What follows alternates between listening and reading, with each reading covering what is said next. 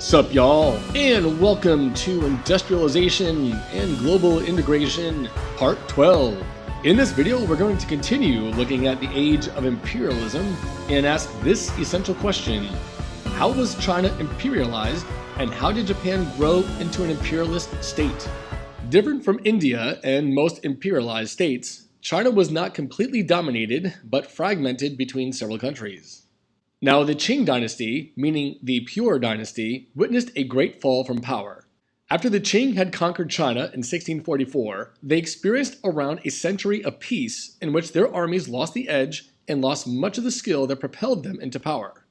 The Chinese population doubled between 1600 and 1800, and due to a combination of overexpansion, overtaxing, and the misuse of taxes through corruption, many government services collapsed.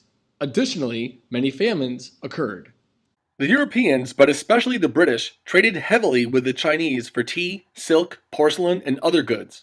Over time, the British traded opium, an addictive narcotic drug whose value eventually exceeded that of all of Chinese goods sold to the British. Wealth, therefore, was flowing out of China, and the opium addiction led to a severe public health crisis as millions were affected by the drug, creating more crime, more slums, and ruining people's lives. This led to the First Opium War between 1839 and 1842. The British overwhelmed the Chinese and gained money, the valuable island of Hong Kong, as well as enforcing the policy of extraterritoriality, which exempted British subjects from Chinese laws. And it got even worse for the Qing. An uprising occurred between 1850 and 1864 known as the Taiping Rebellion. Now, Taiping ironically means Great Peace. However, it was anything but. This long-lasting rebellion by a cultish Christian group illustrated the Qing's weakness. Adding to their problems, in 1852, the Yellow River reversed course, likely after an earthquake, causing massive flooding, the forced migration of thousands of people, and rendered some parts of the Grand Canal useless. The Second Opium War went from 1856 to 1860, in which the British and French defeated China, gaining even more influence. And the Sino-Japanese War went from 1894 to 1895, in which the newly industrialized Japan defeated the Chinese, acquiring the resource-rich Korean peninsula.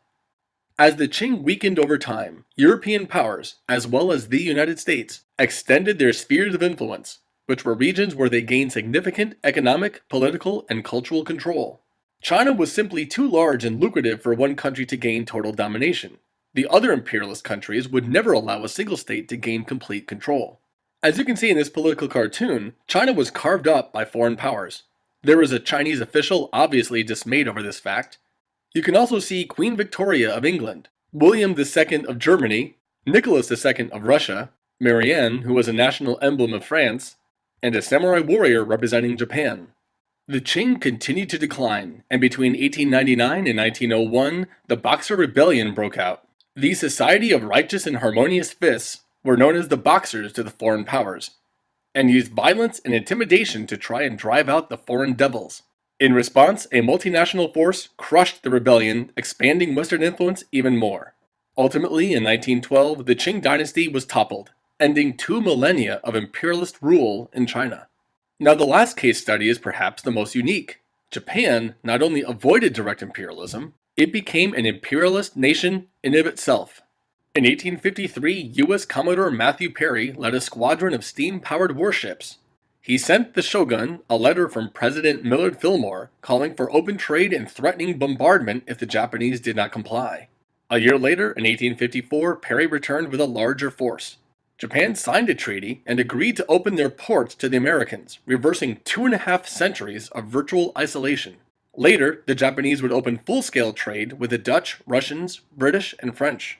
By the 1860s, a civil war broke out between the loyalists to the shogun and, on the other side, many samurai who supported change, who eventually were the winners by utilizing new weaponry primarily from the Americans.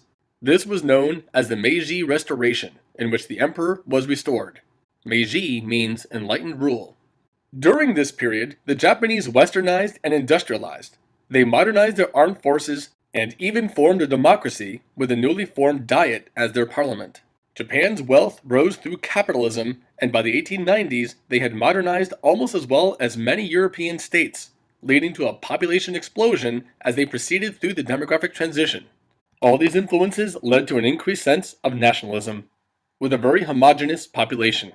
The government, influenced by capitalism, also ended the legal class distinction between the samurai and the commoners. As their factories and economy grew, so did their desire for raw materials as well as their imperialist goals. In 1894, they defeated China and surprisingly defeated Russia in 1904. In 1910, the Japanese formally annexed Korea. In all these instances, the relatively resource-poor Japan expanded their lands, gaining valuable raw materials and increasing their power in the region.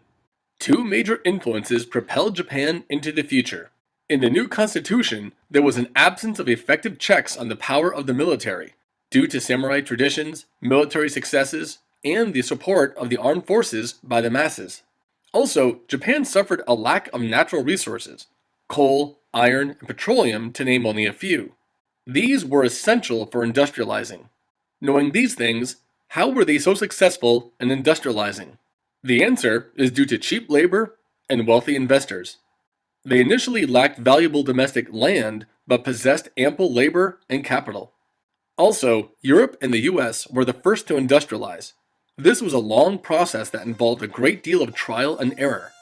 The Japanese were able to use the best technology and the newest methods. Also, the US and Europe looked to expand their markets and even help the Japanese modernize.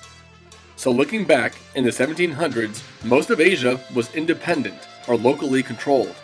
But by the 1900s, the region was dominated by foreign powers, with Japan as the strongest power in all of Asia. That is correct.